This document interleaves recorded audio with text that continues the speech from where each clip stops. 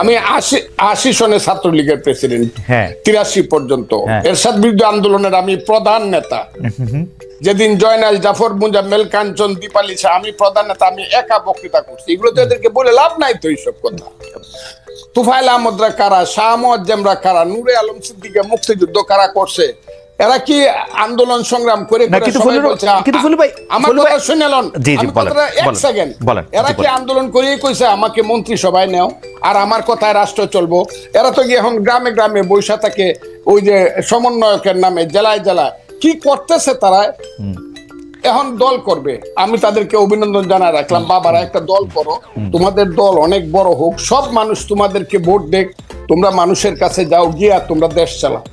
কিন্তু আমাদেরকে নিয়ে, আমাদের মুক্তিযুদ্ধ নিয়ে কটাক্ষ করিয়া যা ইচ্ছা তা বলবা যে আমরা মাপ চাইতে হবে। এখন মুসলমানরা আল্লাহর কাছে মাপ চাইতে হবে, মুক্তিযুদ্ধের এই কথাটাও আমাদেরকে সহ্য করতে হবে। এবং এই কথার পিছনে জামাত ইসলাম নাই, এটা আমাকে ধরতে হবে। এটা কে বলছে? জামাত ইসলাম সবকিছুর পিছনে আছে। যেখানে তোমরা বলো শিবির আছে সমস্ত কিছুর পিছনে। তবে একটা কথা তোমাদেরকে বলি, এই দিন কিন্তু দিন না, this is not the last. এই মুভমেন্টে লাস্ট মুভমেন্ট না, কিন্তু এই গেমটা কিন্তু ফাইনাল গেম। তোমরা যেটা বলতেছো may not be final game in the history, এটা সেমিফাইনাল, ফার্স্ট রাউন্ডও হইতে পারে। ওরা তো মুক্তিযুদ্ধটাকে মা কেউ অস্বীকার করে, মাকে যে অস্বীকার করে সে সন্তান না। আমি তো মাকে অস্বীকার করি না, আমি বলি আমার মাকে ভুল পথে নেওয়া হয়েছে, আমি বলি সেইটা। আমি তো মাকে অস্বীকার করি না, তো মা অস্বীকার করে, তাই নাকি? মুক্তিযুদ্ধ তো অস্বীকার করি না, আমি বলি মুক্তিযুদ্ধের ট্রেনটাকে ভুল পথে চালানো, আমি বলি তো সেইটা। শুধু ট্রেন ভুল পথে চালানো নাম কইরা, মানে শোষণ, জনতোষণ, মুক্তিযুদ্ধের নাম করে লাভ হয়েছে। ওই যে ছেলে এখন কথা বলতেছে, ইউনিভার্সিটিতে পড়ে বা অনেক সুন্দর সুন্দর কথা বলে, এরা কথা বলে মুক্তিযুদ্ধ না হইলে ভুল ত্রুটি যত কিছু 54 বছর বলেন, বাঙালির সন্তান কিন্তু জেনারেল ওয়াকারুজ্জামান হইতো না, বাঙালির সন্তান কিন্তু সিনিয়র সচিব হইতো না, বাঙালির এই দেশে আদমজি, ইস্পাহানি, দাউদ, বাউনির সাইকেলের গাড়ি দেখতাম, তার নাতিদের গাড়ি। আমাদের সেই ছেলে যে এখন ওদের যে নেতা হাসনাত আব্দুল্লাহ, আমি তাকে ধন্যবাদ দিব, সে বলছে আমি 4 কোটি টাকা দামের গাড়ি দৌড়াই। 4 কোটি টাকার গাড়ি বাঙালি ছেলেদের থাকতো না, আদমজির নাতি রোলস রয়েস গাড়ি আমাদের দেখতে হতো। মুক্তিযুদ্ধ হয়েছে বলেই বাঙালি বলতে পারে 36,000 কোটি টাকা চুরি করার মতো সুবিধা হয়েছে, না হইলে দাঁড়ায় দাঁড়ায় দেখতে হইতো পাঞ্জাবিরা কি করে দেশ লুট করে আর আমাদের মেয়েদেরকে নিয়ে গিয়ে সুন্দর সুন্দর বাগনা বানায়। মুক্তিযুদ্ধ সবটা খারাপ এই কথাটা আমি বলবো না, আমার মনে হয় যে ভুল হয়েছে, কিন্তু মুক্তিযুদ্ধ সবটা খারাপ। মুক্তিযুদ্ধ হওয়ার ফলেই বাংলাদেশ নামে একটা দেশ হয়েছে, বাঙালি জাতির একটা রাষ্ট্র হয়েছে, বাস দ্যাটস অল। জনাব হান্নান মাসুদ, আপনারা কি আসলে যে ফাউন্ডেশনের কথা বারবার বলছেন, ফজলুল ভাই আসলে এটা বিভিন্ন জায়গায় বলেন, ফজলুল ভাইয়ের সকল কিছুর মধ্যে এইটাই আপনাদের সম্পর্কে একটা প্রধান ফ্ল্যাগ। উনি তো আপনাদের বিরোধিতা করেন না, উনি প্রধান ফ্ল্যাগ যে উনি দেখতে চান যে উনি যে যুদ্ধটা করেছিলেন সেই যুদ্ধটার 54 বছর পরে আপনারা সেই যুদ্ধটার পথে আছেন কিনা। এরপরে কারা এটাকে খারাপ ব্যবহার করছে, ভালো ব্যবহার করছে, এটা ওনারও কথা আছে, আপনাদের সবার কথা আছে, কিন্তু ওই ফান্ডামেন্টাল বা ফাউন্ডেশনের জায়গায় আপনারা এক জায়গায় আছেন কিনা, নাকি এইটা আরেকটা বিভাজনের জায়গা? জনাব হান্নান মাসুদ, আমি এখানে কয়েকটি কথা বলি। ভাই যখন হচ্ছে নিয়ে, জামাত নিয়ে, শিবির নিয়ে এতটাই ভাই বিরোধী, এরা স্বাধীনতা বিরোধী ভাই। জানেন 2018 সালে জামাত নেতারাও ধানশীষ মার্কায় নির্বাচন করলেন, ভাইও ধানশীষ মার্কায় নির্বাচন করলেন। সেদিন যদি ভাই বলতেন জামাত নেতারা যে মার্কায় ইলেকশন করতেছে আমি সেই মার্কায় ইলেকশন করব না, আমি আজকে বলতাম হ্যাঁ জামাতরা আসলে 2018 সালেও স্বাধীনতা বিরোধী ছিল। কিন্তু জনাব হান্নান মাসুদ একটা কথা বলি, জনাব হান্নান মাসুদ 2024 স্বাধীনতা মাসুদ একটা কথা বলি, আপনারা তো আমাদের নতুন আলোর, নতুন পথের দিশারি, তাই না? আপনারাও যদি একটা কাজ কেন করতেছেন, এটা করতে গিয়ে ওই আওয়ামী বিএনপি মার্কা ওই তুলনায় করেন যে আপনারাও করছেন এইটা দিয়ে আপনাদের আমি আপনাকে একটু প্রশ্নটা একটু এক্সটেন্ড করি। আপনারা যে রাজনীতির মধ্যে দিয়ে যাইতেছেন, আমি বাংলাদেশের এই রাজনীতি দিয়া গত 30-32 বছর যতদিন পর্যন্ত এগুলো আমি অবজার্ভ করি, দেখছি যে আওয়ামী বিএনপি যে পথে হাঁটতেছে আপনারা এই একই পথেই হাঁটতেছেন, ওইটারই আপনারা রাজনীতি মনে করছেন। গিয়ে এলাকার মানুষে বলবেন ব্রিজ বানাই দিবেন, রাস্তা বানাই দিবেন, কাউরে আপনি টাকা দিবেন, টেন্ডার দিবেন, সাহায্য দিবেন, কারো থেকে চাঁদা নেবেন, কাউরে চাঁদা দিবেন, একই সিস্টেম তো, মানে আপনারা তো আলাদা কিছু হইলেন না। ফজলু ভাইরা যেটা আমরা যেটা সিস্টেমে আমরা আগাচ্ছি, আমরা কারণ হচ্ছে কাউকে এটা দিব সেটা দিব ছাদা নিচ্ছি এরকম কোনো কিছুতে আমাদের সাথে সম্পৃক্ততা নেই। আমি কয়েকটি কথা বলতেছি, আসলে ওই ধারণাগুলা থেকে আমি জাস্ট হচ্ছে বলছি কথাই এক কাজে আরেক। আমি বলছি কথাই, হ্যালো জি আমরা শুনতে পাচ্ছি শুনতে পাচ্ছি। আমি বলতে চাচ্ছি হচ্ছে কথাই এক কাজে আরেক, এই জায়গা থেকে আমি বের হয়ে আসতে চাচ্ছি। আমি বলতে চাচ্ছি আমাদের যারা কথাই যেটা বলবে কাজেও সেটা হবে। আমরা একই ভাবে হচ্ছে আমরা মনে করি যে হচ্ছে যারাই 54 বছর পরে স্বাধীনতার পক্ষ বিপক্ষে শক্তি থাকা যাবে না, যারা এখন এই সময়ে স্বাধীনতার বিরুদ্ধে অবস্থান নিবে তাদেরকে আইনের আওতায় আনা হবে পার্সন টু পার্সন ধরে। কিন্তু আপনি সমগ্র গোষ্ঠীকে আমরা এখানে একটা কাতারে আনতে চাচ্ছি না একজনের কথার জন্য। আমি এখানে কয়েকটি কথা বলছি যে হচ্ছে আজকে বিএনপি 31 দফা দিয়েছে, অনেক প্রশংসা করছে, এটা আমাদেরও যে সংস্কারের দাবি সেই সংস্কারের সাথে অনেকাংশে মিল আছে। কিন্তু আজকে আমি একটা কথা বলি যে 2018 সালে আওয়ামী লীগ রাতের ভোট করেছে।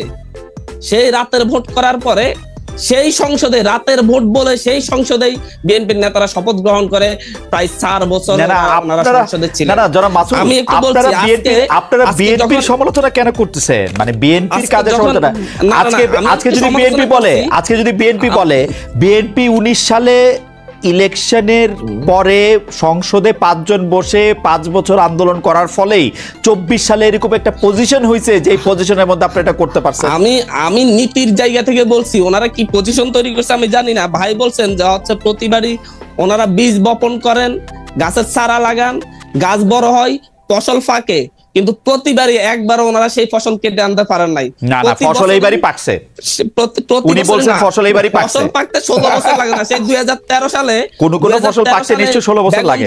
2013 সালে বেগম জিয়ার বাসার সামনে 2টা করে 4টা টাক সরাতে পারলে সেই দিনই ফসল কেটে ঘরে তোলা যায়। সেটা তো আপনি সেই দিন ঢাকা শহরে এত নেতারা পারে না। আমার মনে হয় যে জনাব মাসুদ আপনি কথা শেষ করেন। মানে আন্দোলন হয়েছে, আপনি ফসল না পাকলে কেন আপনি 150 দিন কেন অবরোধ পালন করছেন? তাহলে ফসল না পাকলে কেন আপনি এটা? আমি বলছি যাতে ফসল কাটার জন্য যে তারুণ্যের শক্তি প্রয়োজন ছিল সেই তারুণ্য শক্তির সার্ভটা আমরা করতে পেরেছি।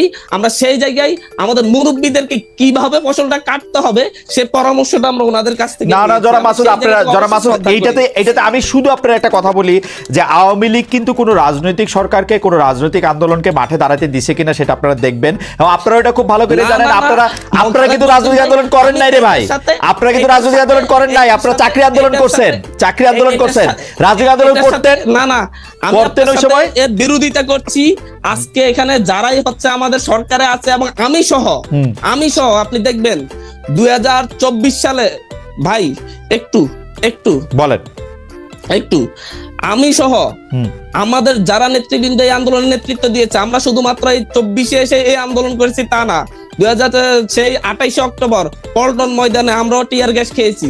2024 সালের 6 জানুয়ারি ঢাকা শহরে একটা মাত্র মিছিল হয়েছে, সেটা আমাদের নেতৃত্ব হয়েছে আওয়ামী লীগের 7 জানুয়ারি ভোটের বিরুদ্ধে। আমরা সেদিন গণতান্ত্রিক ছাত্র শক্তি সহ, আমাদের তখন একটি সংগঠন ছিল গণতান্ত্রিক ছাত্র শক্তি সহ, আর বিশ্ববিদ্যালয়ে আরো কিছু ক্রিয়াশীল সংগঠনকে নিয়ে আমরা সেদিন মার্চ করেছি শাহবাগ অভিমুখে। ওকে, ঠিক আছে, আপনাকে থ্যাংক ইউ, আপনাকে আমি থ্যাংক ইউ। রাজনৈতিক ছিল এবং একই সাথে কোন রাজনৈতিক আন্দোলনে বিএনপি বা হচ্ছে জামাতের কোন রাজনৈতিক আন্দোলনে 2000 মানুষকে হত্যা করা হয়েছে 36 দিনের আন্দোলনে? বাট এই আন্দোলনে করা হয়েছে কারণ এই আন্দোলন সরকার তার চাইতে বেশি শক্তি দিয়ে দমন করার চেষ্টা করেছে। সুতরাং সরকারকে দোষ দিয়ে আওয়ামী লীগ সরকার এটা করেছে দাঁড়াতে দেয় নাই, সেই প্রশ্ন এখানে একদম প্রশ্নাতীত। কারণ হচ্ছে দিনের বেলা রাস্তায় একটা জটিকা মিছিল করে, রাতের বেলা যে আওয়ামী লীগ নেতাদের বাসায় থাকলে সেই আন্দোলন অবশ্যই। জনাব আনন্দ মাসুদ, আপনি বোধহয় একটু কিছু বাস্তবতা বোধহয় একটু আপনি দূরে সরতেছেন। যে এই যে আওয়ামী লীগের বিরুদ্ধে যে আন্দোলন জুলাই আগস্ট মাসে হয়েছিল সেটাকে অরাজনৈতিক রূপ দেওয়ার চেষ্টা আপনাদেরও ছিল, আমরা যারা আপনাদেরকে সমর্থন করেছিলাম তাদেরও ছিল। সেই সময় এটাকে যে রাজনৈতিক রূপ দেওয়া যাবে না, কোনোভাবে এটা সে রাজনৈতিক সংশ্লিষ্টতা করা যাবে না, সেটা আপনারাও বারবার বলেছেন। এখন এটাকে রাজনৈতিক আন্দোলন বলতে চাইলে এটা একটা অন্যরকম মানে আপনি ওদেরকে এত নিন্দামন্দ করেন, কিন্তু কোন সময়টা আসলে বাংলাদেশে স্বাধীনতার চেতনা দিয়ে পরিচালিত হয়েছে একটা সময় যদি আমাদের বলতেন। আমি মাসুদকে আমি ধন্যবাদ জানাবো একটা ব্যাপারে, যে 18 সনে আপনি ধানের শীষ নিয়ে ইলেকশন করছেন, জামাতও ধানের শীষ নিয়ে ইলেকশন করছেন। আপনি কেন সেদিন আপনি জামাতের সঙ্গে একই মার্কা নিয়ে ইলেকশনে, ওর এই কথাটার মধ্যে কথাটার জন্য ওকে আমি ধন্যবাদ দিব। আমি যদি না করতাম তাহলে ভালো হতো, তাইলে আমার নীতিগত অবস্থানটা আরো শক্ত হতো। কিন্তু মাসুদকে আমি বলতেছি, ধানের শীষ মার্কাটা কিন্তু জামাতের না, ধানের শীষ মার্কাটা বিএনপির।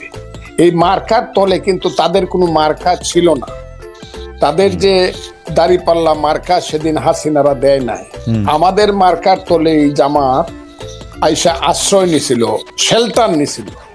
সেই শেল্টার মাস্টারকে যেদিন 5ই আগস্ট ঘটলো, মাসুদ স্বীকার করুক আর না করুক, জামাতের যে অফুরন্ত অবৈধ আকাঙ্ক্ষা, স্বপ্ন যে একা ক্ষমতা দখল করবে ওই আমাদের ছেলে পেলেদেরকে নিয়ে কইরা তারা তাদের মতো করে রাষ্ট্র চালাবে, বিএনপি কে বনি সদর বানায় ফেলবে এবং বিএনপি হইল 2 সাপের 1 বিষ নৌকার ধানের শীষ হয়ে যাবে। এইটা জামাত কিন্তু প্রথম দিন থেকে করার পরে আজকের বাংলাদেশটা এত অন্ধকার হয়ে গেছে। আমার মুখ দিয়ে এত কিছু কথা বের হচ্ছে, এই কারণে আমি জামাতের অন্যায় আকাঙ্ক্ষাকে চরিতার্থ করার জন্য রাষ্ট্র ক্ষমতায় আজকে এই জামালে গুলো লাগছে। মাসুদরা যেটা করে, এটা মাসুদরা একটা দল করুক, আমার বাবারা একটা দল করো সুন্দর করিয়া, এবং তোমরা মানুষকে বুঝাও কোন পথে তোমরা যাবা। তো তোমরা যদি মেজরিটি হও, আমি আগের থেকে তোমাদেরকে অভিনন্দন জানায় রাখলাম, এই ব্যাপারে কোনো আমার ডিফারেন্স নাই। আর আপনি যে বলছেন যে 1 মিনিট আমাকে দিলেন যে কোন সময়ে মুক্তিযুদ্ধের পক্ষে জিনিসটা মানে সময়টা ছিল, সেই সময়টা হলো 10ই এপ্রিল থেকে 16ই ডিসেম্বর 1972 সন, মানে মোটামুটি ভাবে। হ্যাঁ, 10ই এপ্রিল 1971 সাল থেকে 10ই এপ্রিল 1971 সাল থেকে 71 না, 10ই এপ্রিল 1972 মুক্তিযুদ্ধের পরের কথা বলছি আমি। ওকে, থেকে 4টা এবং আলটিমেটলি 16ই ডিসেম্বর পর্যন্ত মানে ওই পথে, মুক্তিযুদ্ধের পথে দেশটা চলছিল। কেন?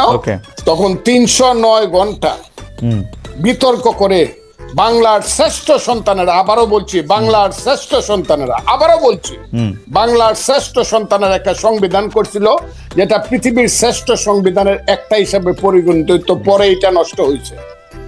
এই সংবিধানটাকে আবার আমার মাসুদ বাবারা এইটা একদম এটা কি বলছে, কবর দিয়ে দিতে চায়।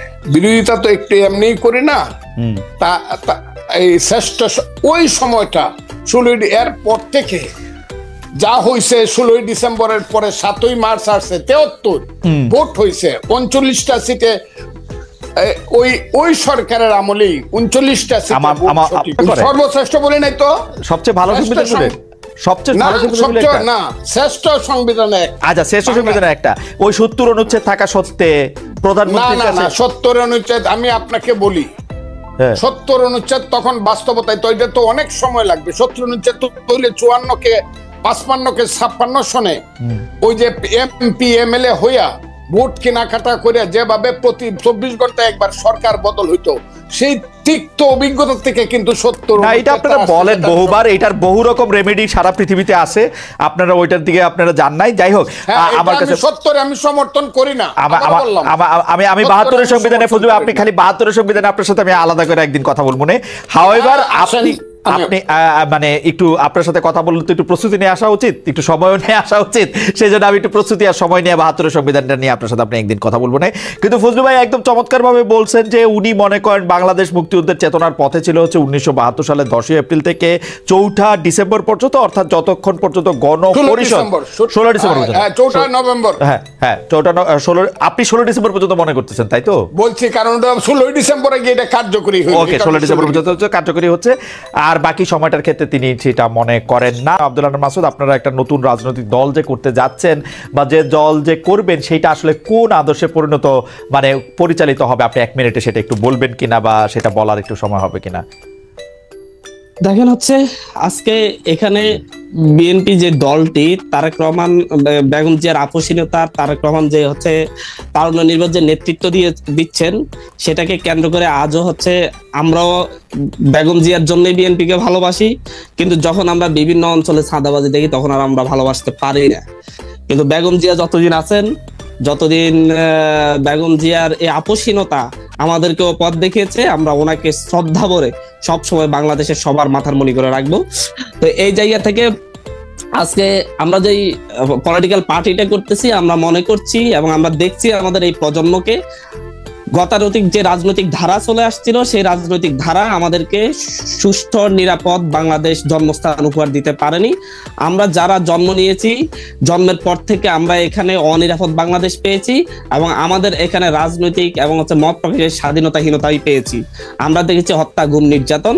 আমরা এর বাইরে থেকে আমরা মনে করি এর জন্য শুধুমাত্র আওয়ামী লীগ দায়ী না, সেই 72-এর পরবর্তী সময় থেকে আজ পর্যন্ত যত রাজনৈতিক দলগুলা গড়ে উঠেছে তার কেউই আমাদের জন্য, নতুন প্রজন্মের জন্য নিরাপদ বাংলাদেশ দিতে পারেনি।